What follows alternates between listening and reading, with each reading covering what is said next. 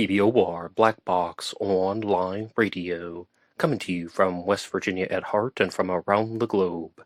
And hello everybody, today is Wednesday, another Ripper Wednesday. Welcome to the show. In this episode I will be responding to the book Jack the Ripper, The Facts by Paul Begg, someone who needs no introduction to the world of Ripperology. And first, I would like to say thank you to everyone who tuned in to the live episode that came out last week for Ripper Wednesday. And yes, every Wednesday I talk to you guys about Jack the Ripper, perhaps the world's most famous unsolved murder mystery. Jack the Ripper was a serial killer who operated in 1888, and whatever happened before or after that is still part of the mystery. And Paul Begg has created the book The Facts, and I'm going to be very honest with you guys, the print version is over 700 pages. I have an electronic copy that is over 860 pages, and I was not going to attempt to read this book in 1 week and just try and summarize and condense everything into one episode of Ripper Wednesday. So I will be talking about the early sections of the book here, and I will be working the material from Paul Begg's book into future episodes of Ripper Wednesday.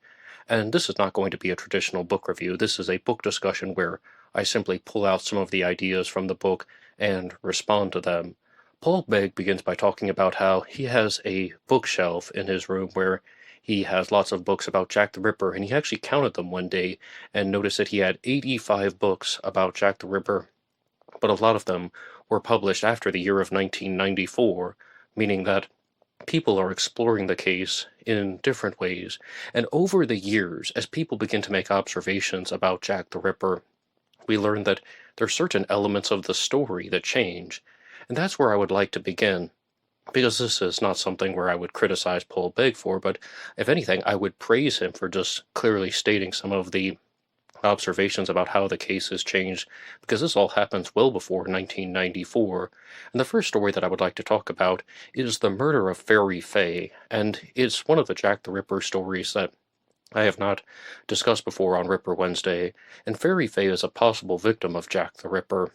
But this story takes a very different turn because there are just so many questions that people have about the origins of this. Fairy Fay was reportedly murdered prior to the Whitechapel murders on Boxing Day, December 26 of 1887. In England, she left a pub in Mitre Square, and as she was walking home she was attacked, and in one variant of the story she stabbed through the heart with a peg, or a stake, I should say, rather than a peg. But this is where the questions come into play, because, as Paul Begg talks about very clearly in the book, there just seems to be no real evidence or way to corroborate the story. Newspaper articles from the time aren't talking about it, and there's also the inability to find the pub in Mitre Square that she would have left from, because people have looked at Jack the Ripper's case so closely, or the mystery of Jack the Ripper and the Whitechapel murders so closely, rather, that they have documented these parts of England so well, and it just doesn't appear that any specific pub was even at the exact location where Fairy Fay should have been murdered. This is something that becomes rather frustrating, because there are victim stories in Jack the Ripper that could have been invented. There are suspects in the Jack the Ripper case that could have been invented, and an example of one would be Dr. Alexander Petachenko. If you were to just do even the smallest bit of reading on him, you'd find that his entire existence is questionable. But with the story of Fairy Fay, this seems to happen in somewhat of a different way, because, as Paul Begg talks about in Jack the Ripper, The Facts, after the Ripper created the crime spree in 1888, the Autumn of Terror, people began to look at other crimes, and they began to explore the possibility of, could there be something Ripper-related in the months or years prior to the Whitechapel murders? Could Jack the Ripper have been operating before 1888? And that's how the story of Fairy Fay comes into play. But as people have gone through the paper trail, there was a book in 1965 that was put out called Autumn of Terror that shares the story of Fairy Fay and possible Ripper connections. But there are even news articles that have been printed much earlier about Fairy Fay. However, it appears that there's a combination of stories that have been put in together. One is that she was attacked by multiple men, and that's how she was injured in the street, and that's when the stake went through her heart, and there are just a lot of details that sound like the murder of Emma Smith that took place in the spring of 1888. And that could be one of the influences on the story. But what Paul Begg talks about in Jack the Ripper, the facts is, there is another case that happened, and that is the attack on Margaret Hayes, who was attacked on December 8th of 1888.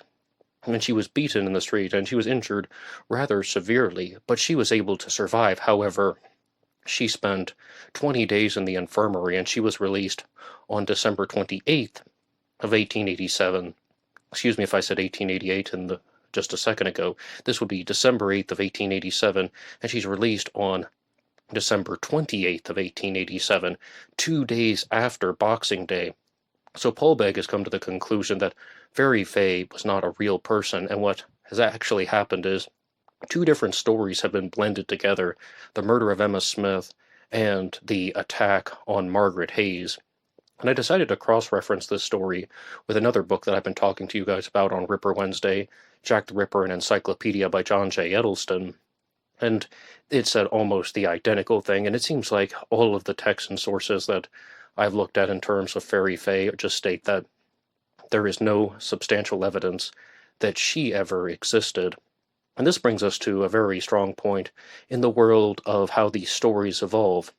And it relates to something called fantasy-filled journalism. I first used this term on Black Box Online Radio back in 2019 when I did 2 episodes on the Atlas vampire murder. And it talks about the murder of Lili Lindström from the early 1930s in Sweden. And Lili Lindström was a victim of the quote-unquote Atlas vampire. And there was a story about how she was murdered inside her room, and she was held upside down, and the blood was drained out of her body. And in one variant of the story, it says that the killer just bit her neck like a vampire. In another one, it says that the killer poured the blood onto a ladle and then drank her blood. And as I said, the term fantasy-filled journalism, the more people looked into the case and the more people would investigate the story of Lili Lindström, it really just seems that somebody found a ladle in the courtyard of the building where she was, and the story just kept expanding and getting bigger and more sensational and more ridiculous, and it appears this whole vampire angle that had been added to the story was purely invented. As I said, fantasy-filled journalism. But with the Ripper case, it goes way beyond journalism, because people are going to be throwing out all types of ideas and claims, and it's not even the journalists, commentators, researchers, ripperologists, theorists, and the story of Jack the Ripper is going to evolve over time, and that's not good, because it's going to add elements of fiction into a true crime case. So people like Paul Begg have created this book here, Jack the Ripper, the Facts, to try and differentiate with some of that. But we have to remember, nobody is perfect, not even me. And I make mistakes all the time, and I also have to admit when I'm wrong and do corrections sometimes on Black Box Online Radio. But it really becomes quite difficult to go back to the 1800s and truly find out what happened, let alone who was Jack the Ripper. But as I said, I do this segment every Wednesday on Black Box Online Radio talking about Jack the Ripper, Ripper Wednesday. I also do segments about the Zodiac Killer on Monday and D.B. Cooper on Friday. And if you want to follow along with all of these true crime discussions, you can hit the like button and subscribe. It really helps out the channel. You can also go through some of the links in the description box. One of them is for buymeacoffee.com. Buymeacoffee.com/blackboxnid88 allows you to make a donation or contribution to help support the show. And anybody who makes a donation will get a shout out on Zodiac Monday. And for the summer, I'm going live on Tuesdays and Thursdays at 10:30 a.m. Eastern Standard Time for True Crime Talk Radio in the morning. If you want to join the live streams, you can check them out here on BBOR. Now, to continue with the book, Jack the Ripper, The Facts by Paul Begg, I would like to move onward into the story of Annie Millwood. And she's one that I've talked about in a previous episode when I did the book discussion on the London of Jack the Ripper by Richard Jones. And Annie Millwood is someone who experienced a suspicious death. And when I read the London of Jack the Ripper, I was really wondering, why aren't more people thinking that she was murdered? Because she's attacked near the end of February 1888, just going off of memory, but don't quote me on this, I had this date down, it was February 25th, but, again, don't quote me on that. She's attacked at the end of February, and she is injured with a lot of areas to her lower body. And then about a month later, she passes away. And at first, I was not really quite under the impression that she had passed away so long after those particular injuries. I thought, like if it was some type of complication as a result of this vicious attack, which does seem to involve knives, then this seems like it could potentially be Jack the Ripper, or that somebody is growing and budding, like maybe the first attempt of the Ripper, because a lot of people believe that serial killers like that Jack the Ripper wouldn't start out immediately by mutilating women like Polly Nichols and Annie Chapman and Catherine Eddowes and Mary Kelly.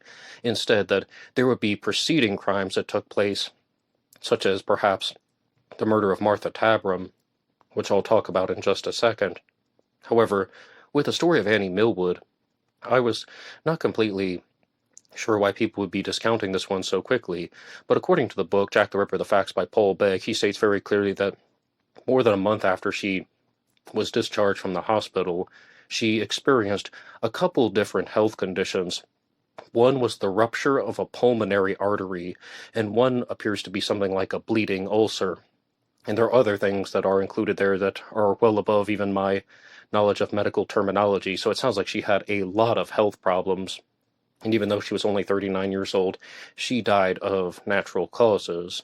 Now, moving on to the story of Emma Smith. In Jack the Ripper, The Facts by Paul Begg, he takes a very interesting stance on this case because Emma Smith is thought to be the first victim of the Whitechapel murders.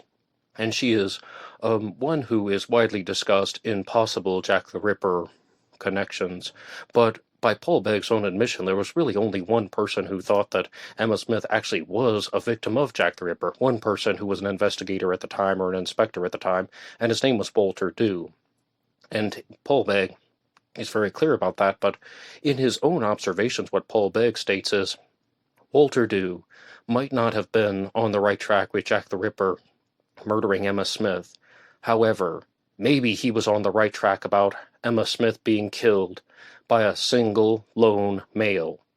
And this is something that's very surprising because Emma Smith told a very different story, and that is that she was attacked by multiple men I'll just share some other observations from Paul Begg that he includes in her story. This is all in Jack the Ripper, The Facts, mind you, that Emma Smith was somebody who did not hold her drink well. She would get drunk and her behavior would bother people. And sometimes she would even come back to the lodging houses or the guest houses with blackened eyes because her behavior would bother men and they would physically assault her. Sounds absolutely terrible, but that's what happened. And that her story is that she was attacked by multiple men in the street, and that she is even sexually assaulted, and she's slowly trying to make it back to her lodging house.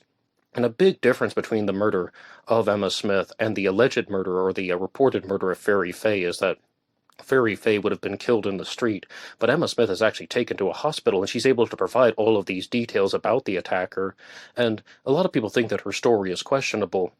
And they're like, well, why would she just be so defensive of the attackers? Well, number one, if she were murdered or attacked by a London street gang that would lead to being hospitalized, even before being murdered, then there's the possibility that they could retaliate if she ratted them out. But what Paul Begg was exploring in Jack the Ripper, The Facts was, what if she wasn't actually attacked by a street gang? And what if she was attacked by just a single man who assaulted her, and it's the same concept. She's afraid of retaliation. She was afraid of him coming after her again, so she just lied and made up this whole story about multiple men attacking her. And even though Paul Begg isn't going to say that Jack the Ripper was the man who did that, he does challenge some parts of Emma Smith's story. Now, we're going all the way into the summer of 1888 now, with the murder of Martha Tabram, and she is a victim who is quite possibly the first victim of Jack the Ripper. The first confirmed crime was the murder of Polly Nichols on August 31st, and Martha Tabram is attacked on August 7th of 1888, and she is one who was stabbed 39 times, and she was stabbed and not excessively mutilated. And when I took the first glance at this story years ago, I was just thinking, no, absolutely not. This doesn't sound anything like Jack the Ripper. But what a lot of people do think about is, that's the way I think that Paul Begg is sharing this in Jack the Ripper, the Facts. The way that people look at Martha Tabram's story is, could there have been some type of attempt where this person wants to see if he can commit murder? This isn't just some type of fantasy-filled journalism now. This could easily have been the same killer. And this is something where maybe the murder wasn't planned, maybe it wasn't heavily premeditated. Somebody saw Martha Tabram in a vulnerable place, and he attacked her. And then this person got a taste for murder. This person realized that he could kill and get away with it. And then 3 weeks later goes on to be Jack the Ripper with the murder of Polly Nichols. So this is one where I've had a very strong reversal. As far as the other cases that I've talked about, Annie Millwood and Emma Smith, I think that there's a very, very low chance that they were Ripper related, although they did not deserve to be attacked and murdered in the case of Emma Smith. Fairy Fay, though, I can accept that she was somewhat of an invented character, as sad as that sounds. But with the murder of Martha Tabram, she could actually be included into the canonical victims, although it doesn't appear that that everyone is 100% certain. I myself, I'm even 80% certain that Martha Tabram was a victim of Jack the Ripper. Note that that's not 100%. And what I think that Paul Begg talks about in the book, Jack the Ripper, the Facts, is that there could have been something else. There could have been something else going on, and that is that the murder of Polly Nichols could have been inspired by the murder of Martha Tabram with two different killers. And a lot of other people have brought this to the attention, that after the publicity of the murder of Martha Tabram in the newspapers and gossip and word of mouth, somebody had the idea to commit another crime. It's almost as if murder was in the air, and that leads us to the murder of Polly Nichols. And I know that this is called the early crimes, and Polly Nichols is a canonical victim. However, she is also discussed in the early sections of Paul Begg's book, Jack the Ripper, the Facts. And what I think is truly interesting is how he talks about the witnesses to the murder of Polly Nichols, Robert Paul and Charles Lechmere, although he's referred to as Charles Cross in the book, the alias that he used. And there was a rather interesting discussion that was going on in the comments section when some of you guys were just talking about Charles Lechmere, who goes on to become a Jack the Ripper suspect. And the questions that were asked were that, did he have enough time to attack Polly Nichols and then put on this facade of just being a witness who found the body with Robert Paul by the time her body got cold? Because this is all laid out in Jack the Ripper, the Facts by Paul Begg when he says that there you have two witnesses. First, Charles Lechmere is standing before the body, and then Robert Paul approaches.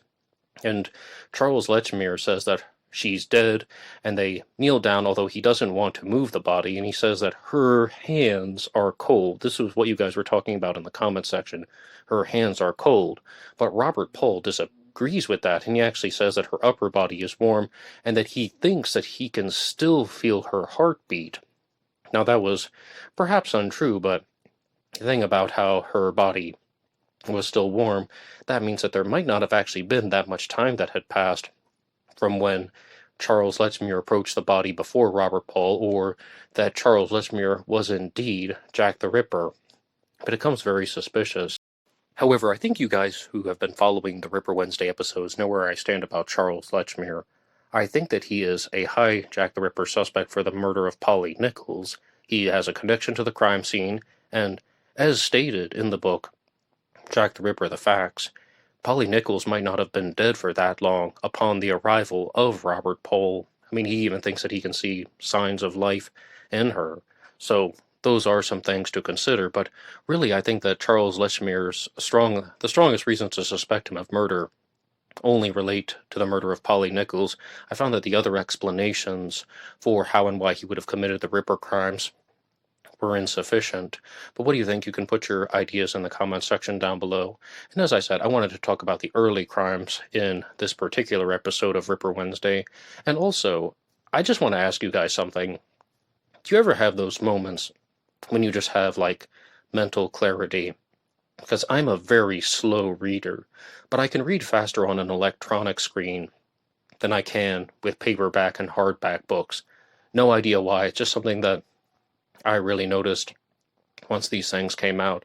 It was about 3 o'clock in the morning the other night, and I sat down with this book, Jack the Ripper, The Facts, and I don't do my best reading at 3 a.m. I normally read in the mornings. I just felt laser focused on this. And I think part of the reason is Paul Begg is a very engaging writer. I have to give some credit to him. But also, just going through like 50 pages and then 80 pages and 90 pages in just a heartbeat. And I actually had to go back and read some because I wanted to gather some pieces of information and I wanted to, try and understand these particular narratives. And if I could leave you with one thing, I will just ask you the challenge question. Do you believe that the murder of Fairy Fay actually happened, or do you agree with Paul Begg's assessment that it's a combination of two different stories, the murder of Emma Smith and the attack on Margaret Hayes? What do you think about that? And we should also point out that there was the attack on Emily Horsnell in November of 1887, which is rather similar to the attack on Fairy Fay as well. Not this whole thing about the stake going through her heart. I mean, that seems like an invented detail, and I don't even read that in all of the accounts of Fairy Fay, but there are a lot of them online, and I even found a forum post that was where somebody was sharing some info about how they have found and identified the real Fairy Fay. They just didn't want to come forward with their story. So it appears that there's a little bit of trolling as well. But what do you think, and what's your response to that challenge question? Anybody can write the show at blackboxonlineradio@AOL.com. You can also get me on Facebook. My personal Facebook is in the description box. And there is always blackboxnid88 over on Instagram. And there is also a fan page for BBOR on Instagram, and you can get that at Not Ray Johnson. So lots of ways to keep in touch and lots of things to check out. That'll be all for me. Until next time.